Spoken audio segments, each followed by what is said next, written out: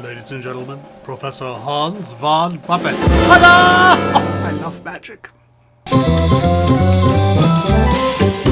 Hello, my friends. I'm Professor Hans von Puppet. In last week's rush of new subscribers, thanks to my appearance on the Wheezy Waiter program here on YouTube, I've been getting a lot more comments, and I'm loving it.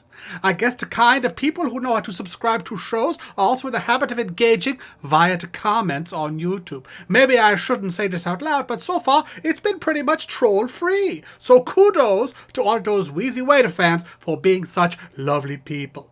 You know, one thing people have said they like is my movie reviews. Maybe it was all one guy, but he was quite insistent, so here goes. Last night, I slipped out to see a sneak preview of the incredible Burt Wonderstone, Steve Carell's new movie about Las Vegas magicians. Now, I was very excited about this ever since the billboards started popping up around Los Angeles. Oh, they're so funny. And they got these hilarious people dressed in all different kinds of costumes of over-the-top magicians. Steve Carell, Steve Buscemi, Arkin, Olivia Wilde, even Jim Carey, who is a dead-on Chris Angel-style street musician and kind of the best part of the movie. Sounds like a blast, right? Well, I have always been a fan of magic. When it's done right, it is spectacular. And the cheesy side of it is fertile ground for satire. So what could possibly go wrong? Well, a lot, really.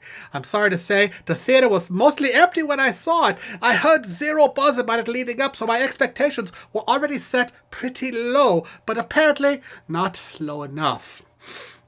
This picture was a drag. It's meant to be a comedy, but I did not laugh once in the first half hour, so that's kind of a problem.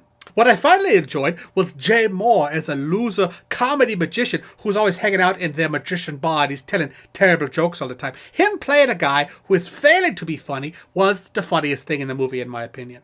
Okay, it's the story of Burt Wonderstone, who we see getting bullied as a child. He gets a TV magic kit from his neglectful parents and falls in love with magic. He shortly meets Anton, another outcast nerd who shares his love of magic, and they become magical BFFs as children. Then we montage about 30-ish years to the present, where they are successful headliners in Las Vegas, working for casino owner James Gandalfini, who you remember from The Sopranos. Though here he has hair, which is quite well done. All the hair in here is spectacular, by the way. Burt Wonderstone is now a leathery, overtanned womanizer and general asshole. The cheesy show that he and Anton put on suddenly starts losing ticket sales for some reason.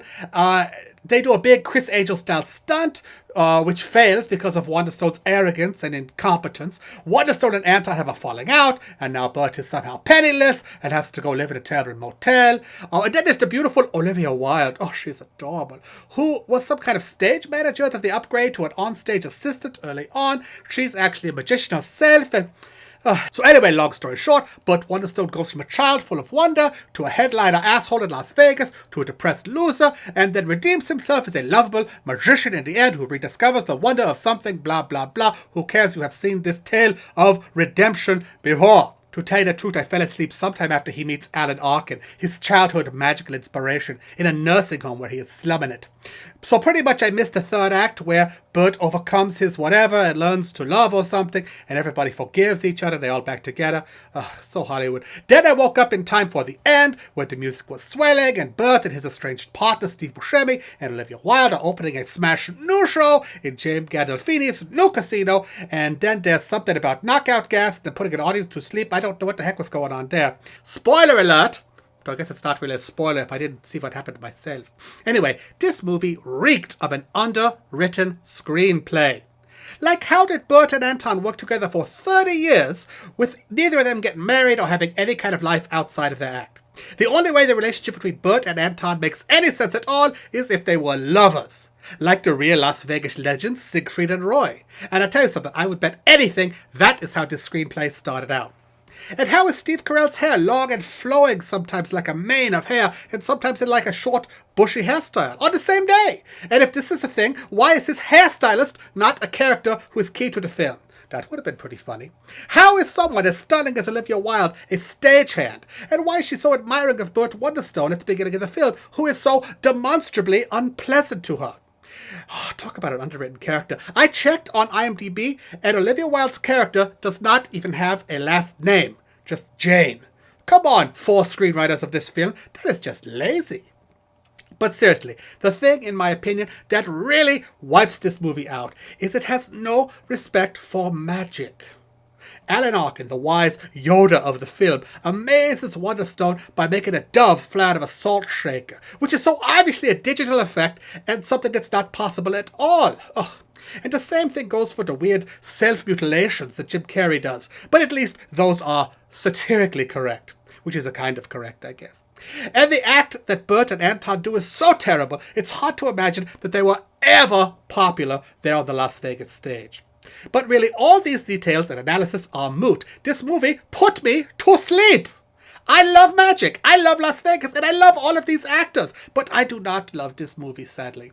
I give it 1.5 tiny stormtroopers. That's out of 5. What? That's the thing I'm doing now. When YouTubers review things, they give them a score out of 5 somethings. Nobody does stars anymore. That is totally 20th century.